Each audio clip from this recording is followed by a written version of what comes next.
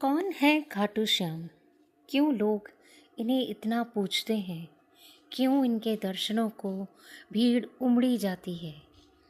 आज के वीडियो में हम जानेंगे अनजाने रहस्य खाटू श्याम से जुड़े हुए।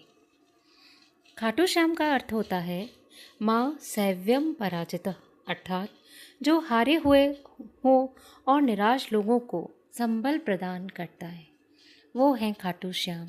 इसीलिए तो कहते हैं हारे का सहारा खाटू श्याम हमारा।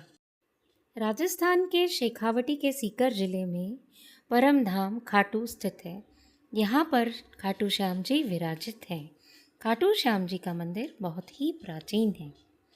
खाटू श्याम जी भगवान श्री कृष्ण के कलयुगी अवतार माने जाते हैं।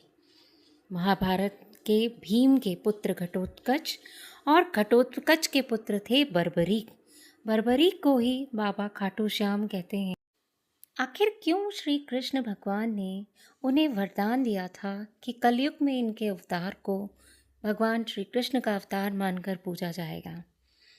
इसकी कहानी बहुत ही खूबसूरत है। बर्बरीक दुनिया के सर्वश्रेष्ठ धनुर्धर थे। बर्बरीक को देवी माँ से 3 दिव्य बाण प्राप्त थे, जिसके बल पर वे कौरवों और पांडवों की पूरी सेना को समाप्त कर सकते थे।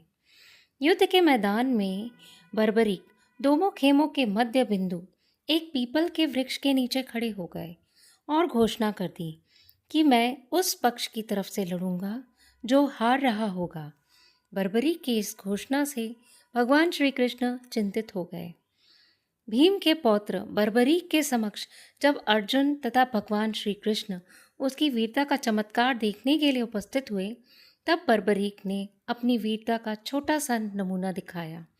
भगवान कृष्ण ने कहा कि यह जो वृक्ष है, इसके सारे पत्तों को एक ही तीर से छेद दो तो मैं तुम्हारी शक्ति का लोहा मान जाऊंगा। बर्बरीक ने आज्ञा लेकर तीर को वृक्ष की ओर छोड़ दिया।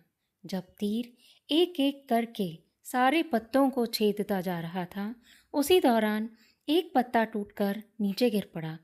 कृष्ण भगवान ने उस पत्ते पर यह सोचकर पैर रखा और उसे छुपा लिया कि यह छेद होने से बच जाएगा, लेकिन सभी पत्तों को छेदने के बाद वह तीर भगवान श्री कृष्ण के पैरों के पास आकर रुक गया। तब बर्बरीक ने कहा कि हे प्रभु, आपके पैर के नीचे एक पत्ता दबा है, कृपया पैर हटा लीजिए, क्योंकि मैंने तीर को सिर्फ पत्तों को छेदने की आज्ञा दे रखी है, आपके पैरों को छेदने की नहीं। उसके इस चमत्कार को देखकर कृष्ण चिंतित हो गए। भगवान श्री कृष्ण यह जानते थे कि बर्बरीक प्रतिज्ञावश हारने वाले का साथ देगा। यदि कौरव हारते नजर आए तो फिर पांडवों के लिए संकट खड़ा हो जाएगा, और यदि जब पांडव बर्बरीक के सामने हारते नजर आए तो फिर वह पांडवों का साथ देगा। इस तरह वह दोनों ओर की सेना को एक ही तीर से खत्म कर देगा। तब भगवान श्री कृष्ण ब्राह्मण का भेष बनाकर सुबह बर्बरीक के शिविर के द्वार पर पहुंच गए और दान मांगने लगे। बर्बरीक ने कहा, मांगो ब्राह्मण, तुम्हें क्या चाहिए? ब्राह्मण रूपी भगवान कृष्ण ने कहा, तुम दे ना सकोगे। लेकिन बर्बरीक भगवान श्री कृष्ण की बातों में उलझ गए और उन्होंने बर्बरीक से उसका शीश मांग लिया। बर्बरीक द्वारा अपने पितामह पांडवों की विजय हेतु स्वेच्छा के साथ शीश दान कर दिया गया। बर्बरीक के इस बलिदान को देखकर दान के पश्चात श्री कृष्ण भगवान ने बर्बरीक को कलयुग में स्वयं के नाम से पूजित होने का वर दिया। आज बर्बरीक को खाटू श्याम के नाम से पूजा जाता है। जहाँ श्री कृष्ण ने उनका शीश रखा, उसी स्थान का नाम खाटू है।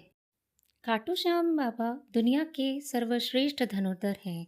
केवल श्री राम को ही उनसे बड़ा माना गया है। खाटू श्याम जी का जन्मोत्सव हर साल कार्तिक शुक्ल पक्ष की देवउठनी एकादशी के दिन बड़े धूमधाम से मनाया जाता है।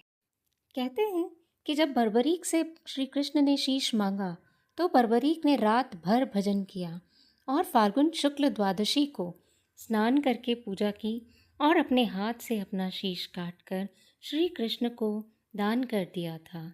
शीश दान से पहले बर्बरीक ने महाभारत युद्ध देखने की इच्छा जताई। तब श्री कृष्ण ने उनके शीश को एक ऊंचे स्थान पर स्थापित करके उन्हें अवलोकन की दृष्टि प्रदान की। युद्ध समाप्ति के बाद जब पांडव विजय श्री का श्रेय देने के लिए वाद विवाद कर रहे थे, तब श्री कृष्ण ने कहा कि इसका निर्णय तो बर्बरीक का शीश ही कर सकता है। तब बर्बरीक ने कहा था कि युद्ध में दोनों ओर श्री कृष्ण का ही सुदर्शन चल रहा था और द्रौपदी महाकाली बनकर रक्तपान कर रही थी। अंत में श्री कृष्ण ने वरदान दिया कि कलयुग में मेरे नाम से तुम्हें पूजा जाएगा और तुम्हारे स्मरण मात्र से ही भक्तों का कल्याण होगा। स्वप्न में दर्शन के उपरांत बाबा का श्याम खाटू श्याम में स्थित श्याम कुंड से प्रकट हुए थे और श्री कृष्ण शालिग्राम के रूप में मंदिर में दर्शन देते हैं। जय श्री खाटू श्याम, जय श्री कृष्ण।